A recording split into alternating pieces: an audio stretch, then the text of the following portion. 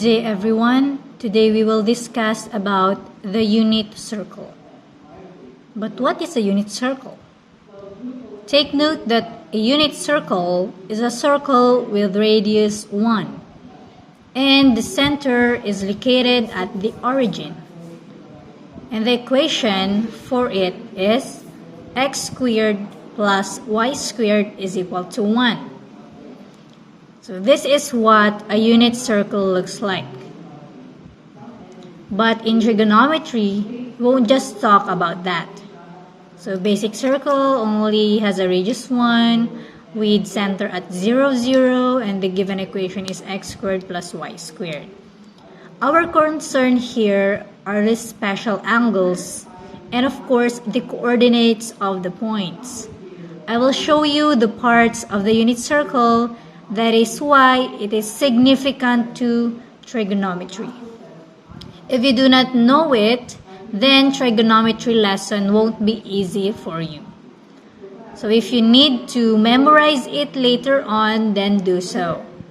But wait, it's kind of complicated. That's why I will just teach you a pattern for you to memorize easily. Why not memorize the unit circle? First, there are lots of information in it. Second, it is prone of miswriting values. It is also not enjoyable to memorize. That's why I will teach you how to study it with patterns. So you need to focus on the first quadrant. Take note that in unit circle, we have two units, which are your degrees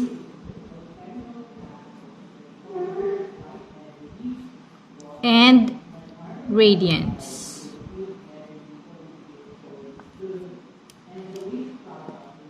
Let us study them one by one. So let us start with 0. This is 0 degrees. Then we have here 90 degrees. And we know that this is 180 degrees, 270 degrees, and one revolution is 360 degrees. Let us focus first on the degrees. Okay, just like what I've told you, you need to memorize the first quadrant because this will be your basis later on to get the coordinates of the second, third, and fourth quadrant. So if this is 0 degrees, this is 30 degrees, 45 degrees, and 60 degrees. Take note also that if you move counterclockwise, the sign is positive. But if you move clockwise, the sign will be negative. So always start on the right to find the angle on the unit circle. We need to move counterclockwise. Now, how can we get the values or the coordinates of the second quadrant? You need to look into your 180 degrees. If this is 180 degrees, going to this part, we know that for the first quadrant, 0 up to this is 60 degrees. And as we move clockwise from 180 going to 90, we know that this is 60. So in order for us to get the coordinates here or the angle here, we need to subtract 60 in 180.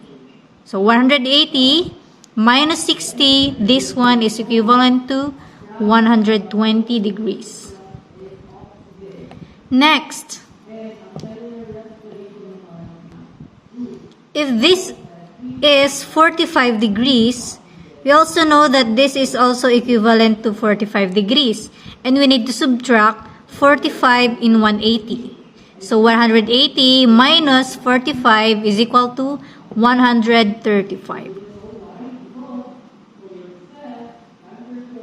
Next, if this is 30 degrees, this is also 30 degrees, and for us to know that, we need to subtract 180 minus 30, that is 150 degrees. I repeat, when you move clockwise, you need to subtract. That's why we have here 180 minus 30 is 150. 180 minus 45, that is 135.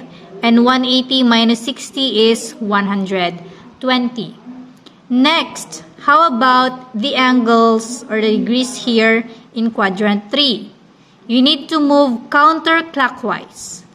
So in moving counterclockwise, the operation will be positive. So we know that this is 30 degrees and this is also 30 degrees. So we need to add 180 plus 30, that is 210.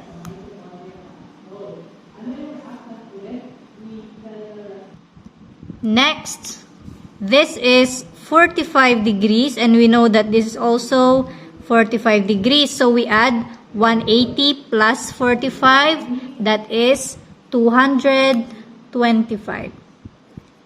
Do not forget your units.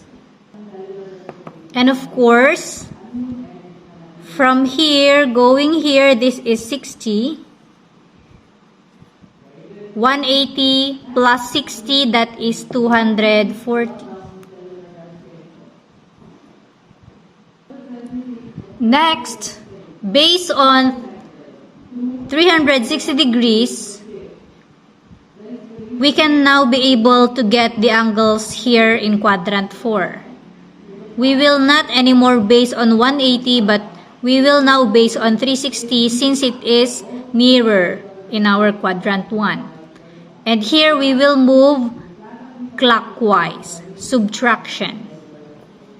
If this is 30 degrees, we all know that this is also 30 degrees. So 360 minus 30, this is 330 degrees. Next, 45 degrees. 45 degrees, 360 minus 45 is 315 degrees. Last part, 60 degrees. And then this is also 60 degrees. 360 minus 60, this is 300. This is what a unit circle looks like by plotting the angles in degrees. So there is no need to memorize, but you just need to follow the patterns using quadrant 1. Now, you might ask, where did we get the coordinates? You can make a study on it, but if you consider a right triangle where the hypotenuse is equal to 1, then you'll realize where did these coordinates came from. Especially when I will show you the second type of unit, which is the radians. Now let's proceed with radians. At this point, for radians, it is also 0 degrees. For 90 degrees, it is equivalent with pi over 2. That is for radians. And the equivalent of 180 degrees in radians, we have pi. And for 270 degrees, the equivalent is 3 pi over 2.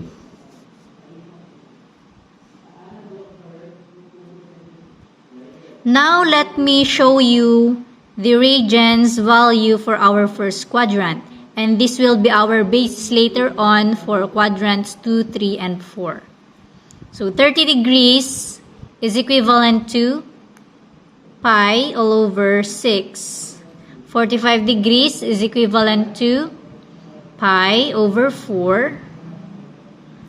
60 degrees is equivalent to pi over 3. Now, since that is your basis, we will use the same method in getting the coordinates of quadrant 2, 3, and 4. From pi, we will subtract the following. Same with the degrees a while back. So, pi minus, if this is equivalent to pi over 3, if this is pi over 3, then we also know that this is pi over 3. And let us subtract pi minus pi over 3, that is 2 pi over 3. Next, 45, pi over 4.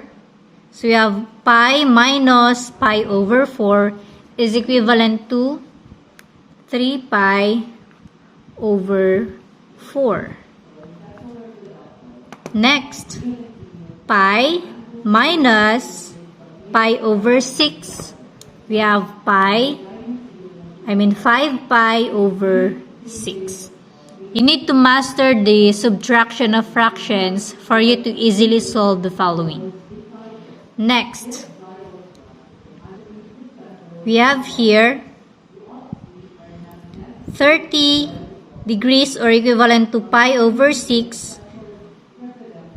We have pi plus pi over 6, that is 7 pi over 6. Next, pi plus pi over 4, that is 5 pi over 4.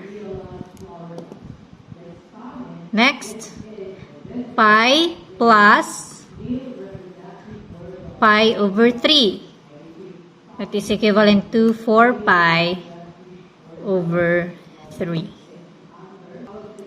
Next,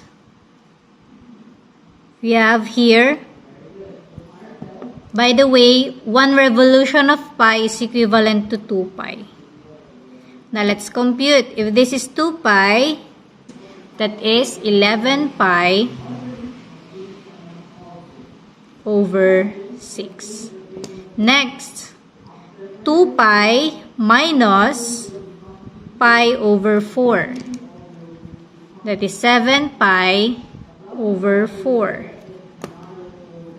We also have here 2 pi minus pi over 3. That is 5 pi over 3. Next, we have also the radical values. Same approach with what we have done in degrees and radians. Just make sure that you know the parts of our first quadrant for you to be able to get the coordinates and values of our second quadrant, third, and fourth. Again, you need to practice how to subtract and add fractions. Take note also that this axis is equivalent, of course, to our x-axis. And the coordinates are positive 1 and positive 0. This is our y-axis. And for our y-axis, the coordinates are 0 and 1. We have here also our negative x. And negative x-axis is equivalent to negative 1 and 0. For our y-axis, negative value of y, we have 0 and negative 1.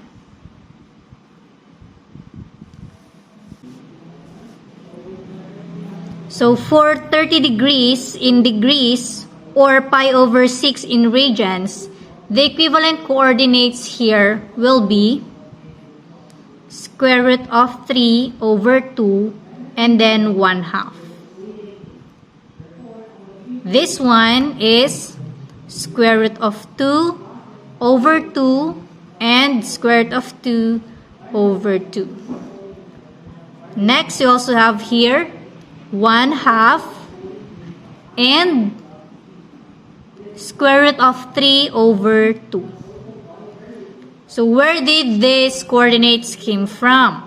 If you analyze our unit circle, we have here larger value and larger space. That's why our x is square root of 3 over 2 compared here with square root of 2 over 2. And this is the least space. We have 1/2. And for our y-axis, we all know that the height here at this point is larger compared to square root of 2 over 2 and of course to 1/2. And since quadrant 1 is our basis, we can be able to get the equivalent radical of our quadrant 2. So we will just change the sign. The values will remain, but the signs will just change based on the quadrant. Okay? So here for the equivalent of 120 degrees, we have 2 pi over 3. And for the coordinates here, we have negative 1/2 and positive square root of 2. Okay? Next, our x values will be negative since we are on the left side of our axis here. So we have negative square root of 2 all over 2, square root of 2 over 2. Negative square root of 3 over 2, and then positive 1/2. For quadrant 3, both x and y are negative. So we have here negative square root of 3 over 2, negative 1/2. Negative square root of 2 over 2, negative square root of 2 over 2. Negative 1 over 2, negative square root of 3 over 2. For fourth quadrant, the y values will be negative. Positive 1/2, negative square root of 3 over 2, positive square root of 2 over 2, negative square root of 2 over 2. And positive square root of 3 over 2, negative 1/2. Again, to determine the parts, you need to look for the height for our y values here, and for the x will be the width.